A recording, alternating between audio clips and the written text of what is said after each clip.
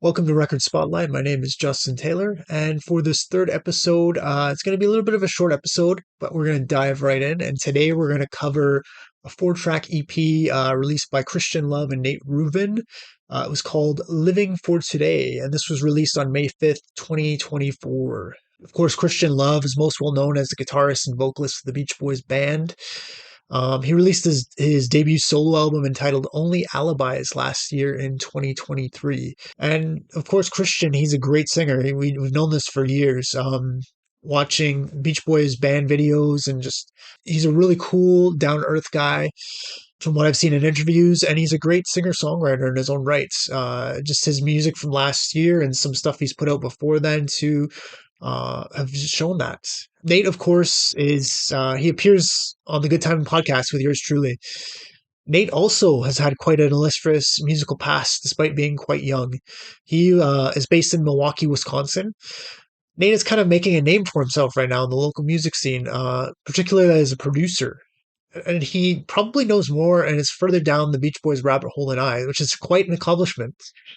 Despite us sharing a podcast, I decided I would review this EP from a fresh viewpoint, as if I was reviewing any other record on my channel. So I'm going to be honest here, and I'm not going to say it's an amazing album right off the bat just because it's one of my friends that put it out. Yeah, I'm going to go through each track, and we will see what popped out to me on each track and how I feel about each track. So it is a pretty short but sweet EP. So we'll start with the first track. So we start off with a song called So Tightly. We have some powerful chugging guitars opening this track. Right off the bat, I'm interested by the use of a reverb/delay that comes in and out on the vocals. There's a creative use of doubling the lead vocal and adding harmony vocals in certain spots that also draw my attention. There's some really cool guitar tones too throughout this track that vary depending on the section. I hear like a Strat in certain parts, and also what sounds like a Fender Jaguar playing like really low notes. As a guitar player myself, picking out these specific tones is very interesting to me. This is something that I frequently do when I listen to music with a lot of great textural guitar tones. The bridge section where it says "Holding On to You," all the things we do with the atmospheric cymbal crashes and electric piano is an inventive arrangement as well. It was kind of unexpected, and I didn't expect that to happen. As far as the song, I hear traces of power pop, a bit of U2 in the harmony vocals actually, and some of the guitars as well. And there's a very clear beach vibe in this song as well too. The main guitar riff has a synth pad doubling it as well, which gives it kind of a lifting, ethereal vibe. This song wouldn't be out of place in a surfing scene in a movie or TV show set in modern times, in my opinion. One of my favorites on this one. The second song, Speak So Loud, it opens with a clean, compressed, and reverb guitar in the left speaker, and Christian fed through a radio/telephone EQ. It is a bit of a generic opening, which has been done before, with the radio EQ and the guitar. There are some harmonies that come in once the drums start. There is another point in the song where Nate drops out the previous drums and introduces new drum sounds. I think it's in the beginning of the second verse. It kind of gives a little bit of interest and it's not so static. The telephone EQ'd vocals are brought back for the intro on the second verse as well, too, when this is happening.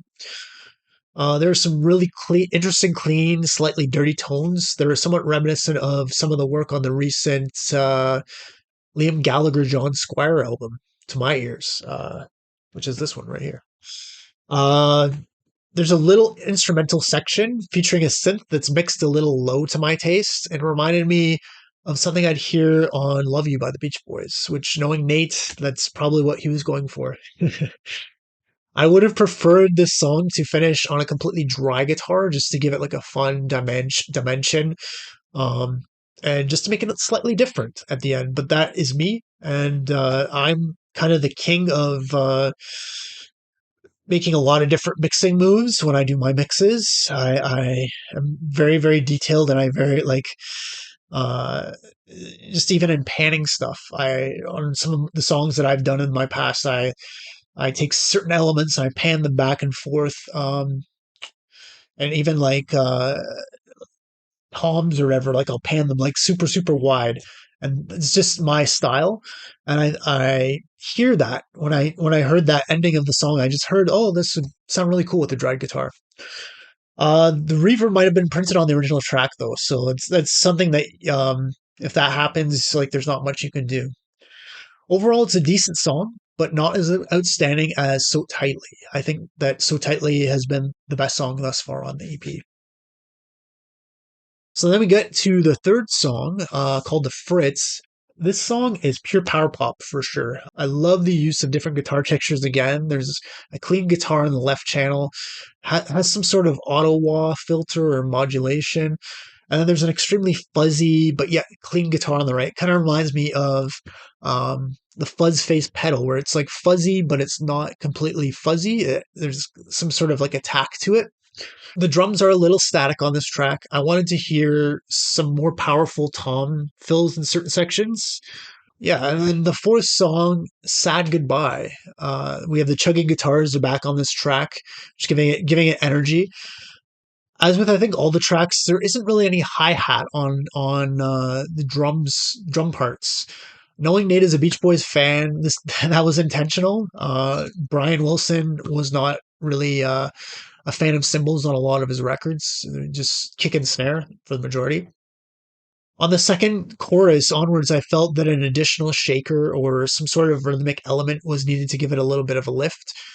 Although there is like I'm not sure if it is like a hi hat or like white noise or something sequence that runs through that specific section. I think that it needs like a little bit of a more of an additional percussive element. I like the filtering of the vocals throughout the second verse to give interest to the vocal. And there's also a very melodic guitar solo by John Wiedemeyer, which is a really nice touch. I really like the guitar solo. That's something that you don't really hear a lot in modern music, which is really cool to hear this on a release from 2024. I'd say overall, Living for Today is a very concise 4-track EP. I get very power pop vibes, which remind me a lot of the recent, like I said before, the recent Liam Gallagher and John Squire LP, as well as definite Beach Boys influence sounds. Christian is definitely a competent lead vocalist and lyricist too, much like his dad. The only gripe I have with his vocals and vocals on his previous album as well too is the overt use of auto tune. This is a gripe I also have with the new Liam Gallagher LP, amongst others that have been released in the last 20 years or so. The guy can definitely sing. I've heard his live vocals on videos of recent Beach Boys concerts, but I do understand that in modern rock and pop, listeners have certain expectations of pitchiness of a vocal versus older recordings where we're a little bit more lenient on that specific type of thing.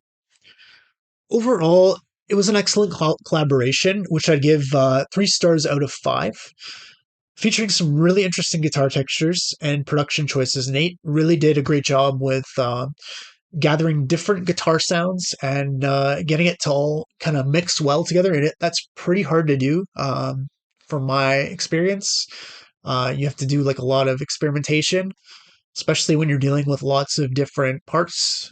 Nate and Christian sounded like they crafted these songs and productions with a set plan to draw the listener in and keep them interested. So Tightly is the strongest song of the 4, in my opinion, but each song has its own story to tell and does bring at least a number of things to the table. Can't wait to hear more from Nate and Christian, and this release is much too short. I would really like to hear a full LP from the two of them. Anyways, hopefully you're having a great day, and we will see you soon. Thank you for tuning in to Rocker Spotlight. We'll see you.